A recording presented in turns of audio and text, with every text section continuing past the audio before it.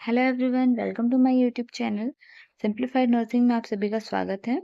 आज हम देखने वाले हैं न्यूरोटिक डिसऑर्डर का एक और इम्पॉर्टेंट कंडीशन जिसे हम डिसोशिएटिव डिसऑर्डर कहते हैं। डिसोशिएटिव डिसऑर्डर क्या होते हैं, कॉमन क्लिनिकल टाइप क्या होते हैं, causes, clinical features, diagnosis, treatment and nursing diagnosis, nursing management, इन सारी चीज़ों को हम वन बाय वन डील करेंगे। तो वीडियो को एंड तक ज़रूर देखें। तो हमारा टॉपिक है dissociative disorder. Dissociation is the mechanism that allow our mind to separate certain memories from conscious awareness. में डिसोशिएशन एक मैकेनिज्म है जो हमारे माइंड को अलाउ करता है किस चीज़ के लिए सेपरेट करने के लिए, किस चीज़ को सेपरेट करने के लिए, कुछ मेमोरीज, सर्टेन मेमोरीज को हमारे कॉन्शियस अवेयरनेस से। The dissociative disorder are described as a disturbance in the ordinarily organized function of the conscious awareness. Dissociative disorder means disturbance in the जो हमारे ब्रेन में ऑर्डरली जो ऑर्गेनाइज्ड फंक्शंस होते हैं उसको डिस्टर्बेंस करना डिसोशिएटिव डिसऑर्डर कहलाता है। और वो फंक्शन किससे रिलेटेड है, हमारे कॉन्शियस अवेयरनेस से रिलेटेड है। इसमें डिस्टर्बेंस होना एंड मेमोरी में डिस्टर्बेंस होना एंड आइडेंटिटी में डिस्टर्बेंस होना क्या कहलाता है, डिसोशिएटिव डिसऑर्डर कहलाता है। देन नेक्स्ट है common clinical type of dissociative disorders. First है डिसोशिएटिव एमनेशिया, सेकंड है डिसोशिएटिव फ्यूग, थर्ड है dissociative identity disorder and fourth है हमारा trance and possession disorder and fifth है अदर डिसोशिएटिव डिसऑर्डर। तो शॉर्ट में आपको एक चीज़ बताते हुए देन हम ब्रीफली सबको डील करेंगे। पहला हमारा डिसोशिएटिव एमनेशिया। डिसोशिएटिव एमनेशिया क्या होता है, when you can't remember important information about yourself. Dissociative amnesia means जब आप अपने बारे में जो भी इम्पोर्टेंट इवेंट्स है या फिर इंफॉर्मेशन है वो रिमेंबर नहीं कर पाते हैं। देन डिसोशिएटिव फ्यूग क्या होता है, a temporary state when a person has memory loss and up with unexpected place. Means इसमें क्या होगा, टेम्पररी मेमोरी लॉस होगा, वो भी अनएक्सपेक्टेड प्लेस पे। Then dissociative identity disorder. Dissociative identity disorder क्या होता है, इसमें क्या होगा, इसमें क्या रहेगा, पर्सन में टू और मोर डिस्टिंक्ट पर्सनैलिटी स्टेट रहेगा, उसको हम डिसोशिएटिव पर्सन आइडेंटिटी डिसऑर्डर कहते हैं। देन फोर्थ है ट्रांस एंड पोजेशन डिसऑर्डर। इसमें क्या रहेगा, disorder in which there is a temporary loss of the sense of personal identity and full awareness of surrounding. इसमें क्या रहेगा, पर्सनल आइडेंटिटी उसका लॉस हो जाएगा बट वो सराउंडिंग को लेकर पूरा अवेयर रहेगा। देन अदर डिसोशिएटिव डिसऑर्डर में जो इनमें नहीं आता उसको हम अदर में काउंट करते हैं। तो वन बाय वन हम सबको ब्रीफली देख लेते हैं। फर्स्ट है dissociative amnesia. Most often dissociative amnesia follows a traumatic और stressful life situation. Dissociative amnesia किसको फॉलो करता है, किससे रिलेटेड होता है, ट्रॉमेटिक और स्ट्रेसफुल लाइफ सिचुएशन से। There is a sudden inability to recall important personal information particularly concerning the stressful life event. इसमें क्या रहेगा, जो पर्सन है वो इनेबल रहेगा रिकॉल करने के लिए इंपॉर्टेंट पर्सनल इंफॉर्मेशन को। Then next is dissociative fugue.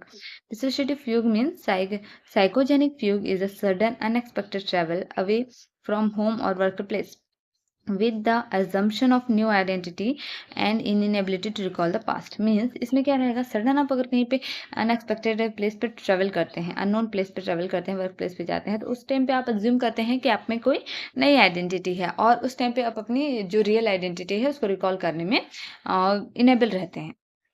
The onset is sudden, often in the presence of severe stress. Following a recovery, there is no recollection of the event that took place during the fugue. उसमें क्या रहेगा, ये situation suddenly आता है और severe stressful situations होती हैं और ये आपको रिकलेक्शन जो उस इवेंट है उसको रिकॉल करने के लिए एनेबल बना देता है।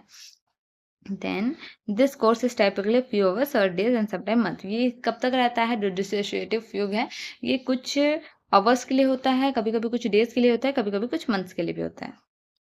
देन डिसोशिएटिव आइडेंटिटी डिसऑर्डर, इसी को हम मल्टीपल पर्सनैलिटी डिसऑर्डर भी बोलते हैं। In this disorder the person is dominated by two और मोर पर्सनैलिटी और for which one only manifested at one time. Means इसमें क्या रहेगा, पर्सन में 2 डोमिनेंट पर्सनैलिटी शो होगा आपको, और वन टाइम पे सिर्फ एक ही पर्सनैलिटी मैनिफेस्ट करेगा। Usually one personality is not aware of the existing of other personality. इसमें जो पर्सन है जिसमें 2 पर्सनैलिटी है, उसमें जो एक पर्सनैलिटी है वो दूसरे पर्सनैलिटी को लेकर कोई अवेयर नहीं रहेगा। इच पर्सनैलिटी है the full range of higher mental function. हर पर्सनैलिटी का full range of higher mental function रहेगा। Then perform complex behaviour pattern, जो कि अपने में एक कॉम्प्लेक्स बिहेवियर पैटर्न शो करेगा। Then transition from one personality to another is sudden, और जो चेंजेस रहेंगे वन पर्सनैलिटी से अदर पर्सनैलिटी में जो शिफ्टिंग का चेंजेस रहेगा वो एकदम ट्रांजिस्ट हो जाएगा, मतलब सडन हो जाएगा। And the behaviour usually contrast strikingly and patient normal state. Then वो बिहेवियर जो रहेगा वो उस पर्सनैलिटी के अकॉर्डिंग सडन चेंज होगा और नॉर्मल बिहेवियर भी आ जाएगा। देन नेक्स्ट है हमारा trance and possession disorder. This disorder is very common in India. ये जो डिसऑर्डर है वेरी कॉमन इन इंडिया है। It is characterized by temporary loss of both the sense of personal identity and full awareness of person surrounding. इसमें क्या रहेगा, trance and possession disorder में person में जो पर्सनल आइडेंटिटी है वो भी अवेयरनेस लॉस हो जाएगी। देन उसके सराउंडिंग की जो अवेयरनेस है वो भी उसमें लॉस हो जाएगी। When the condition is induced by religious rituals, the person may feel taken over by a spirit. अगर हम इसको रिलीजियस रिचुअल्स के अकॉर्डिंग देखें तो हम कह सकते हैं कि पर्सन को ऐसा फील होगा कि उसके में किसी स्पिरिट ने, किसी आत्मा ने बसेरा कर लिया है या फिर कोई आत्मा उनमें समा गया है, इस तरह की कंडीशन होती है। The focus of attention is narrow. इसमें अटेंशन का जो फोकस है वो नैरो होता है। And there is often limited but repeated set of movement. इसमें रिपीटेड सेट ऑफ मूवमेंट रहेंगे, लिमिटेड रहेंगे बट रहेंगे। देन पोस्चर भी रिपीटेड रहेंगे। देन अदर डिसोसिएटिव डिसऑर्डर में है हमारा गैंसर सिंड्रोम, जिसे को हिस्टेरिकल स्यूडो डिमेंशिया भी कहते हैं। इस commonly found in prison inmates. जो भी प्रिजन इनमेट्स होते हैं उनमें कॉमनली ये फाउंड होता है। The characteristics feature is vorbeireden giving appropriate answer to question, approximate answer to question. इसमें क्या रहेगा, जो भी जिसको अदर डिसोसिएटिव डिसऑर्डर, इसमें हम किसको कंसिडर करते हैं, तो जो प्रेजेंस होते हैं उनमें ये मेनली देखने को मिलता है। और इसका एक वर्बिडेंस इसका मेन फीचर्स होता है, जिसका मीनिंग होता है अप्रोक्सीमेट आंसर देना किसी क्वेश्चन को लेकर। तो क्लिनिकल जो टाइप्स है आपको क्लियर होगा। देन नेक्स्ट हम देखते हैं कॉजेस। फर्स्ट है चाइल्डहुड ट्रॉमा। चाइल्डहुड ट्रॉमा है फिजिकल ट्रॉमा हो सकते हैं, सेक्सुअल ट्रॉमा हो सकते हैं, इमोशनल अब्यूज हो सकते हैं, नेग्लेक्ट भी हो सकते हैं। नेक्स्ट है अनप्रिडिक्टेबल फैमिली इन्वायरमेंट। फ्राइटनिंग और unpredictable home environment can cause a child to disconnect from reality. इसमें क्या रहेगा, जो भी फाइटिंग वाला जो फैमिली है, फाइटिंग फैमिली है, या फिर अनप्रिडिक्टेबल होम का इन्वायरमेंट है, वो भी चाइल्ड के डिस्कनेक्ट कर सकता है फ्रॉम द रियलिटी से। थर्ड है वॉर, नेचुरल डिसास्टर्स और other traumatic events. This events can cause a person to dissociate during और आफ्टर द इवेंट। जैसे वॉर हो गया, इन सब से भी उनमें डिसऑर्डर्स आ सकते हैं। देन मेडिकल प्रोसीजर्स में invasive medical procedures can cause person to dissociate. जो इन्वेसिव मेडिकल प्रोसीजर्स होते हैं उससे भी हो सकते हैं।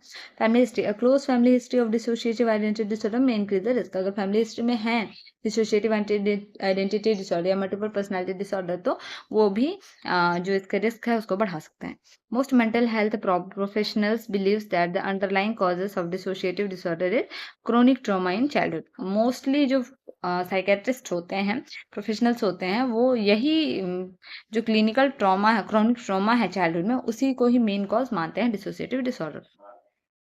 Then common features of dissociative disorder: disturbance in the normal integrated function, consciousness, identity and memory. इन सब में डिस्टर्बेंस रहेगा। द डिस्टर्बेंस में सडन और ग्रेजुअल, सडन डिस्टर्बेंस हो सकते हैं, ग्रेजुअल भी हो सकते हैं।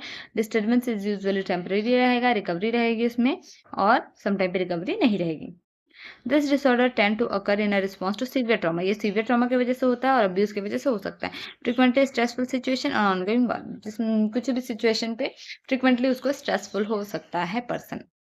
Then significant impairment in general and social function, उनका जो जनरल और सोशल फंक्शन है वो इम्पेयर्ड हो जाएगा। Then detailed Physical examination and investigation do not reveal any abnormality that can explain and symptoms adequately.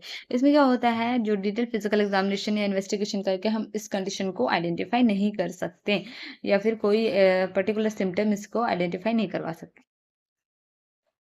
Then diagnosis. Rule out physical disorder and substance abuse. ICD-10 criteria. Standard tests include a dissociative experience scale and the dissociative disorder interview schedule to demonstrate presence of dissociation. तो ये सारी चीज़ें हैं जिसके through हम diagnose कर सकते हैं. देन हम देखते हैं ट्रीटमेंट पोर्शन. ट्रीटमेंट मॉडलिटीज़ में हमारा फर्स्ट है फ्री एसोसिएशन. फ्री एसोसिएशन में हम देखेंगे. देन हाइप्नोसिस कर सकते हैं, अब्जेक्शन थेरेपी दे सकते हैं, सपोर्टिव साइकोथेरेपी दे सकते हैं, बिहेवियरल थेरेपी दे सकते हैं. इसमें अवर्शन थेरेपी, ऑपरेंट कंडीशंस, ये सारी चीज़ें आएंगी. देन ड्रग थेरेपी हम दे सकते हैं. ड्रग थेरेपी में drug have very limited roles. इसमें बहुत कम ड्रग्स का रोल होता है. A few patient have anxiety and may needs short term treatment with the benzodiazepines. Some patient जिसको एंग्जाइटी रहेगा तो हम उसको बेंजोडाइजेपिन से ट्रीट कर सकते हैं. Nursing diagnosis. Disturb thought process related to memory loss and depress trauma. Thought process disturb रहेगा, किससे रिलेटेड रहेगा, वो मेमोरी लॉस से. सेकंड है self care deficit. Self care deficit रहेगा related to trance like state और एमलेस वॉन्डरिंग, इसकी वजह से रहेगा. Then ineffective individual coping related to depressed memory and issues, loss of identity and travel away from the home. Ineffective individual coping ability रहेगी. Then fourth है personality identity disturbance related to childhood trauma और more than one personality state. Then fifth है anxiety related to repressed traumatic event और loss of identity. तो this all about the dissociative disorder. I hope video आपको समझ आई हो और पसंद भी आई हो. तो चैनल को लाइक शेयर सब्सक्राइब करना ना भूलें ताकि ऐसे ही साइकेट्रिक नर्सिंग के और वीडियोस आपको मिलते रहें. तब तक के लिए चैनल पे बने रहें. Thank you.